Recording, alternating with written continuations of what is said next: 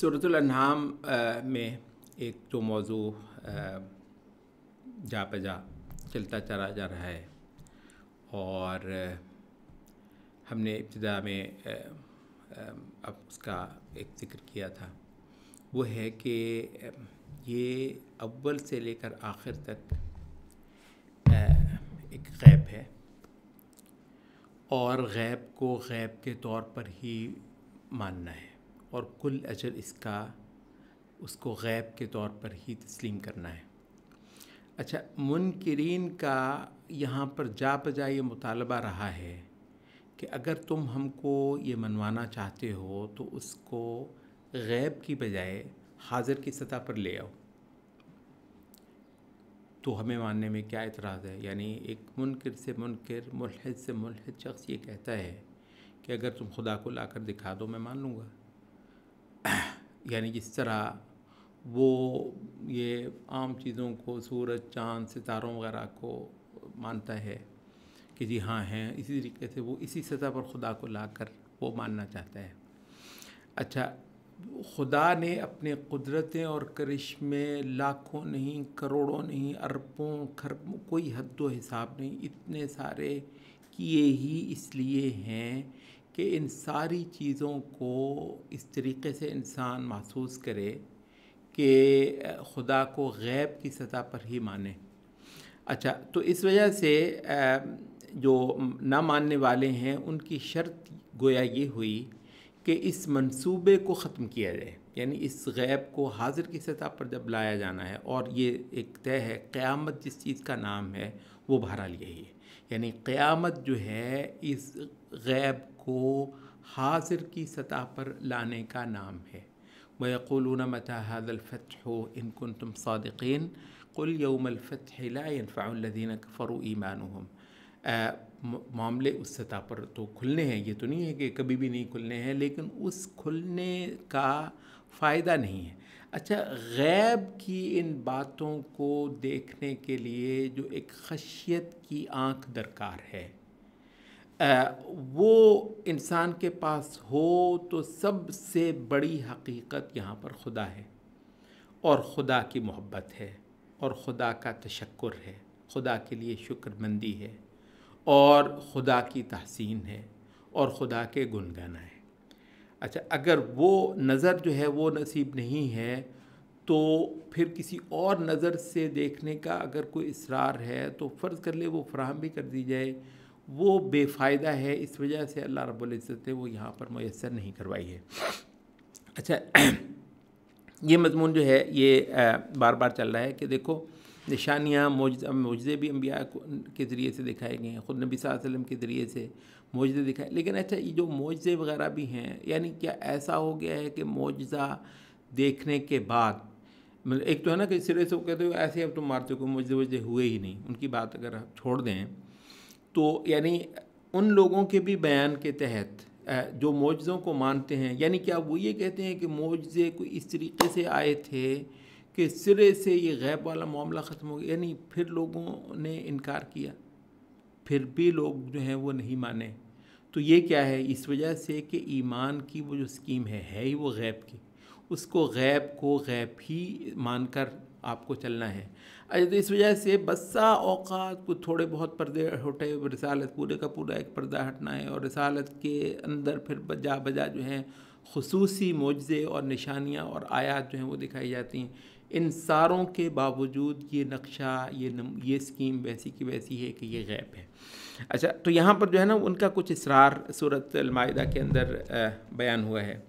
ایک تو یہ ہے کہ قرآن مجید کے بارے میں وہ طرح طرح کے مطالبے کرتے تھے، اس کے جواب میں اللہ نے فرمایا وَلَوْ نَزَّلْنَا عَلَيْكَ كِتَابًا فِي قِرْطَاسٍ فَلَمَسُوهُ بِأَيْدِيهِمْ، تو ایسی تحریر قرطاس میں لکھ کر ہم یوں اتار دیتے کہ اس کو ہاتھ لگا لگا کر چیک کر لیتے۔ لَقَالَ الَّذِينَ كَفَرُوا إِنْ هَذَا إِلَّا سِحْرٌ مُبِينٌ، تب بھی کافر لوگوں نے یہی کہنا تھا کہ یہ کوئی چکر ضرور ہے، کوئی جادو یا کچھ کیا ہوا ہے، وہ بات نہیں ہے۔ یعنی جیسے ہی وہ معاملہ ختم ہوا، جی کچھ ہو گیا تھا ہمیں۔ اچھا، اس کے بعد جو ہے ان کا ایک دوسرا مطالبہ ہے وقالوا لولا انزل علیہ ملک، ایسا کیوں نہیں ہے کہ اس پر کوئی فرشتہ اترا، یہ تو انسان ہی ہے. ولو انزلنا ملکا لقضی الامر، ایک تو یہ ہے کہ اگر ہم فرشتہ اتار دیں تو پھر یہ سارا معاملہ بھی تو نپٹا دیا جائے نا ساتھ، یعنی فرشتہ آئے، سبحان اللہ، ٹھیک ہے، یعنی غیب غیب نہ رہے، اور اس کے بعد پھر ان میں سے کوئی مانے تو کوئی نہ مانے، پھر وہ چکر تو نہیں. ولو انزلنا ملکا، یہ جو بات کر رہے ہیں ہونے کو تو اللہ قادر ہے کر لے، لیکن اگر فرشتہ آئے تو پھر یہ معاملہ بھی نمٹ جائے گا. یہ جو بات ہے نا کہ تم توبہ کر لو، یہ جو بات ہے کہ تم استغفار، یہ جو غیب کو ماننے والی بات ہے، آپ کو تو یعنی جا بجا بار بار 20 بار گناہ کرتا ہے، 20 بار استغفار کا دروازہ کھلا ہے، کس وجہ سے کہ یہ غیب ہے. وہ غیب نہ ہو تو کون سا استغفار اور کون سا گناہ کر ہی کیسے سکتے ہو تم، اگر تم جو ہے یعنی دوزخ تمہارے سامنے ہو اور تمہارا خیال ہے تو کہ تم گناہ کرتے چلے جاؤ، جنت سامنے ہو آدمی کے اور وہ یہاں کے 2 کنال کے پلاٹ پہ مر رہا ہو، اس کے سامنے بالکل جنت پڑی ہو، تو یہ تو سارا سودا غیب میں ماننے کا. یعنی جنت اگر کسی چیز کا عوض ہے، جنت کسی چیز کا مول ہے تو وہ ہے ہی بن دیکھے ماننے کا. تو یہ چٹکی میں اس سارے منصوبے کو یوں اڑا دینا جیسے لاؤ دکھاؤ، پھر وہ لاؤ دکھاؤ، پھر تو تم اگر قیامت تک بھی عمل کرتے رہو تو جنت تھوڑی ہے، اس کا مول جنت تھوڑی ہے. یعنی اگر تم دیکھ کے اسرا کرنا چاہو تو قیامت تک تم محنتیں کر لو تو جنت اس چیز کا مول نہیں ہے. لیکن یہ ہے کہ یہاں کے چند اعمال کا جو اصل میں خدا کی تعظیم ہے، ٹھیک ہے، تو وہ ان کا جو ہے وہ صلہ ایک جو ہے وہ جاویدانی کی زندگی. اچھا، تو یہ کہا کہ ایک تو یہ ہے کہ ان کا یہ فرمائش بالفرض اگر پوری ہو تو پھر یہ ساری اسکیم ہی بدلے. تو وہ یہ ہے کہ لقضی الامر ثم لا ينظرون، پھر معاملہ سرے لگا دیا جائے گا اور پھر کوئی مہلت کا مسئلہ جو ہے وہ نہیں ہے. آپ کو پتہ ہے سبحان اللہ، یعنی یہ ایک ایسی مہربانی ہے کہ بہت سارے لوگ 5 سال 10 سال تک رسول کے بنفس نفیس موجود ہوتے ہوئے اور اپنے سامنے قرآن مجید اترتا پڑھا جاتا دیکھتے ہوئے 10 سال تک ایمان نہیں لے کر آئے، تو اللہ نے ایمان دے دیا آخر میں. اور 10 سال کے بعد، کوئی 15 سال کے بعد، کوئی 12 سال کے بعد، کوئی 13 سال کے بعد، بالکل جزیرہ عرب کے بہت سارے لوگ نبی صلی اللہ علیہ وسلم کے آخری سال میں جا کر ایمان لے کر آتے ہیں اور صحابیت کا شرف حاصل کرتے ہیں. تو یہ کیا ہے سارے کا سارا اس وجہ سے کہ یہ استغفار، یہ مہلت، یہ توبہ، یہ رجوع، یہ سارا کچھ اس وجہ سے کہ یہ پردہ غیب کے اندر ہے. تو ایک بات کر دی گئی. دوسرا کہا وَلَوْ جَعَلْنَاهُ مَلَكًا لَجَعَلْنَاهُ رَجُلًا، اچھا اگر ہم اس فرشتے کو بھیجتے بھی تو اس کو بھی پھر ہم آدمی ہی بنا کر بھیجتے نا، لَجَعَلْنَاهُ رَجُلًا وَلَلَبَسْنَا عَلَيْهِمْ مَا يَلْبِسُونَ. تو ان پر جو یہ سارے کا سارا الجھاؤ ہے